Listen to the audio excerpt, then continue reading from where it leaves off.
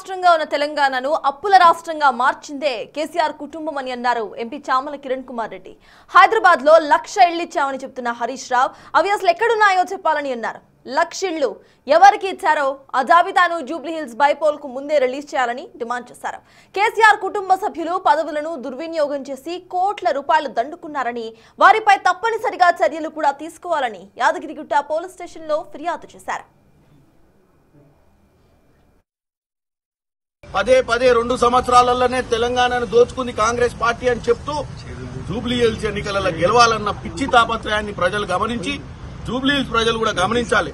ఇవాళ ఏమన్నా అంటే రేవంత్ రెడ్డి గారు హైడ్రా పెట్టి పేద ప్రజల ఇల్లులు హైడ్రా పెట్టింది పేద ప్రజల ఇల్లులు గుల్లకొట్టడానికి కాదు. హైడ్రా పెట్టింది హైదరాబాద్ నగరాన్ని కాపాడుకోనికే. న్యూయార్క్ నగరం చేస్తా అని చెప్పినటువంటి కేసీఆర్ హైదరాబాద్ లో 1,00,000 ఇల్లులు కట్టి ఇచ్చిందని హరీష్ రావు చెప్తాడు. ఏడా ఇచ్చినావు నాయన 1,00,000 ఇల్లులు, డబుల్ బెడ్రూమ్ ఇల్లులు చూపియాలి. ఆ 1,00,000 మంది లిస్టు కూడా ఇవ్వాలి మీడియాకు. జూబ్లీహిల్స్ ఎన్నికల ముందే 11వ తారీఖు ముందే నువ్వు 1,00,000 మంది ఇల్లులు ఇచ్చినావు అన్నావు కదా, వాళ్ళ జాబితాను మీరు రిలీజ్ చేయాలి. ఎంతమందికి ఇచ్చినావు మీరు? 1,00,000 ఇల్లుల పర్మిషన్లు నాలాల మీద చెరువుల మీద దండుకోనికి ఇచ్చి కమిషన్ల కోసం ఇవాళ హైదరాబాద్ నగరాన్ని ముంచేటట్టుగా మీరు చేసినటువంటి దౌర్భాగ్య పాలన మీది. లేకపోతే హైదరాబాద్ ని ప్రఖ్యాతి నగరం, ప్రపంచ ప్రఖ్యాత నగరం చేస్తా అని చెప్పిన వాళ్ళు మీరు ఇష్టానుసారంగా చేసిరు. కాబట్టి ఈ రోజు ఈ పోలీస్ స్టేషన్ లో కంప్లైంట్ ఇవ్వడం జరిగింది.